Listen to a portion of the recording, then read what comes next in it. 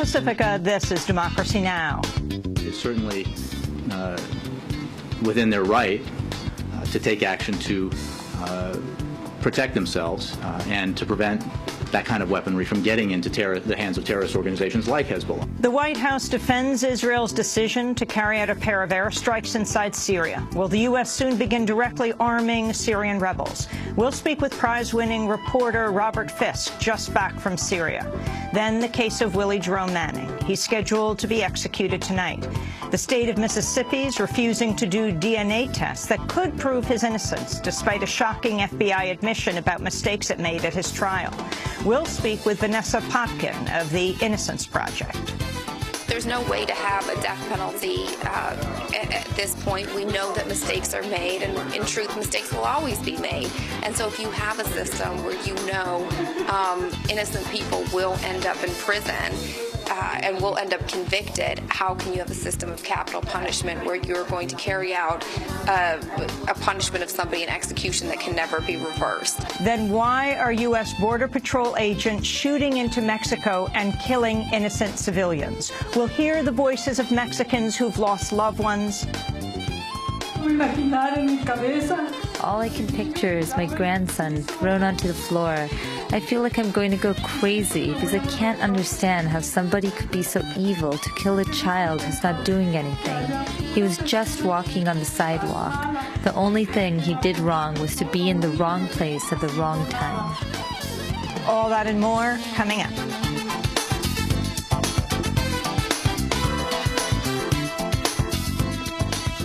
Welcome to Democracy Now!, democracynow.org, the War and Peace Report. I'm Amy Goodman. The rate of killing in Syria's bloody conflict has reached a new high.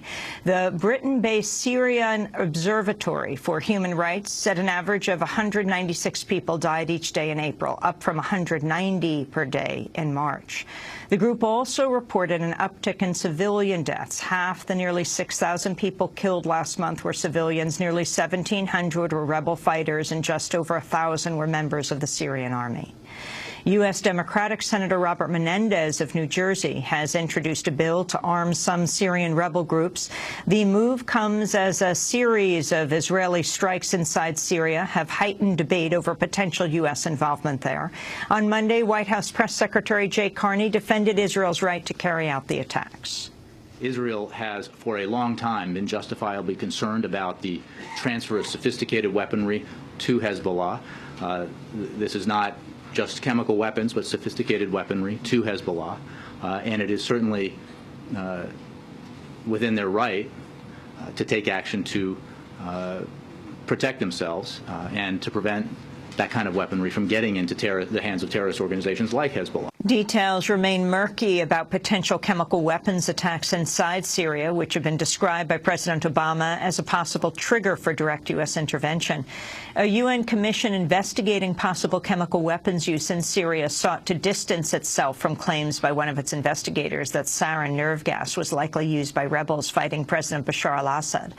In a statement, the commission said it, quote, wishes to clarify that it has not reached conclusive findings as to the use of chemical weapons in Syria by any parties to the conflict.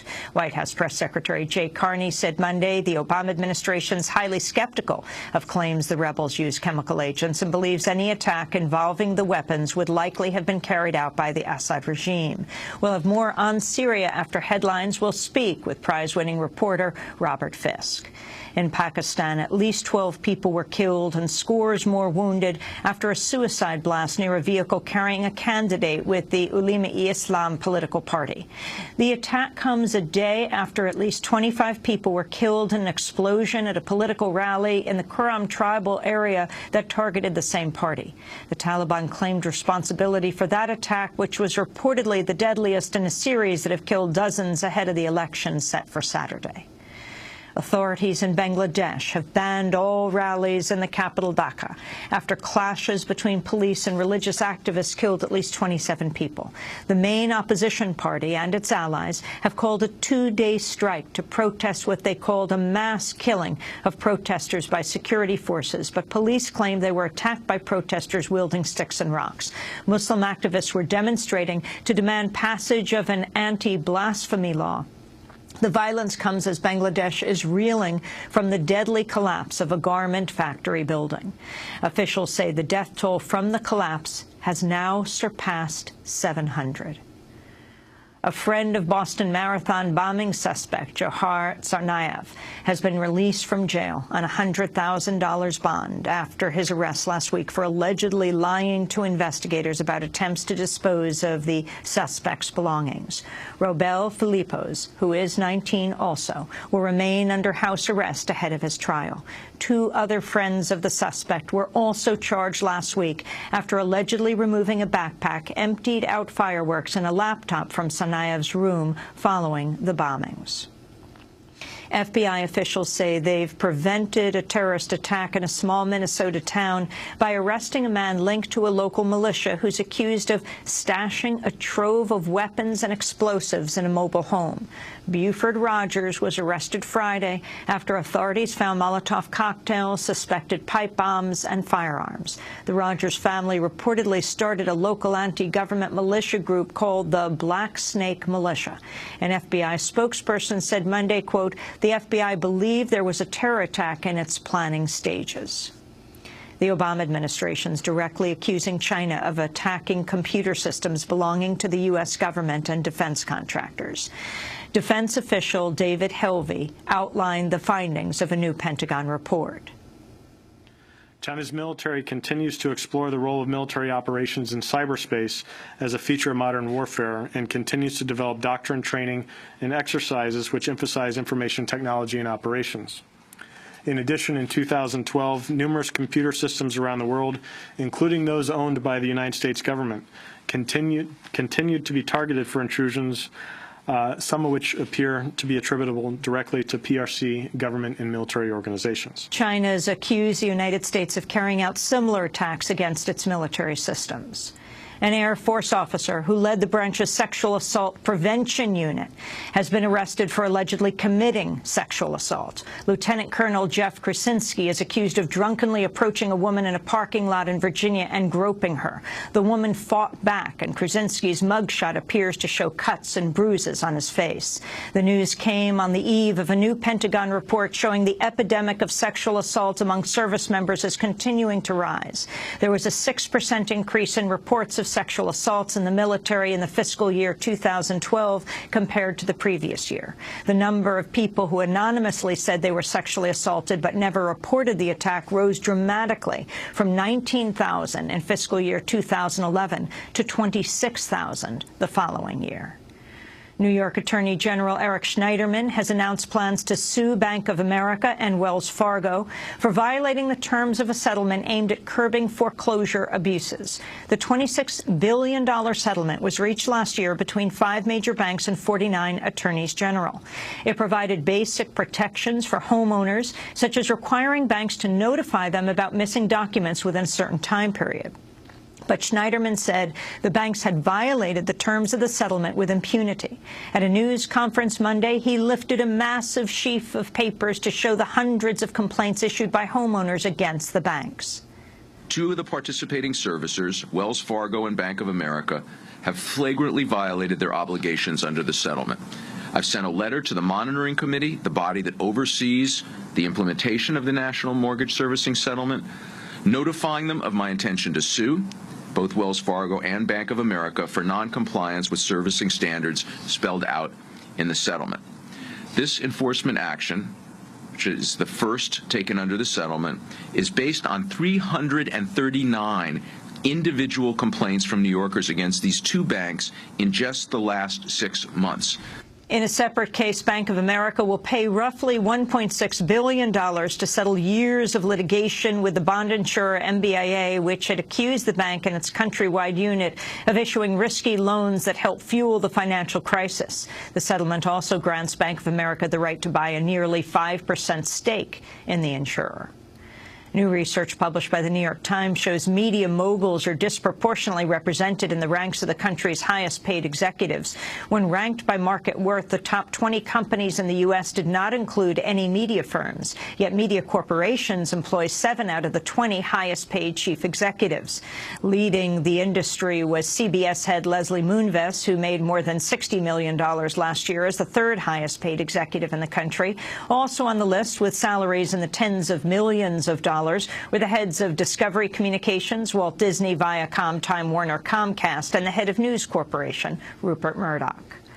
A new study shows the Arctic Ocean's becoming more acidic as it absorbs soaring carbon dioxide emissions in a shift that could imperil the ecosystem. According to an international team of scientists, the average acidity of surface ocean waters across the globe has increased by roughly 30% over the past 2 centuries. Experiments have shown the acidification process could drive some species to extinction.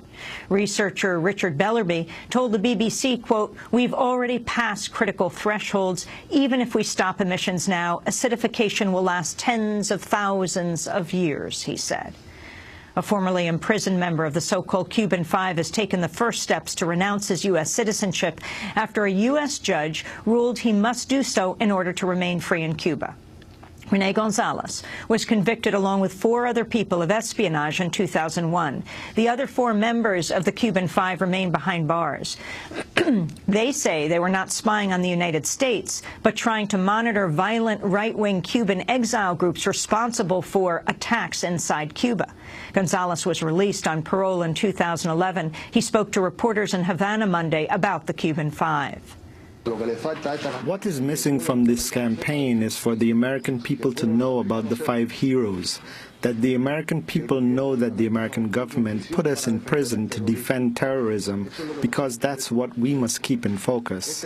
This case is about the American government's right to defend its terrorists, and in order to do that, they put us in prison.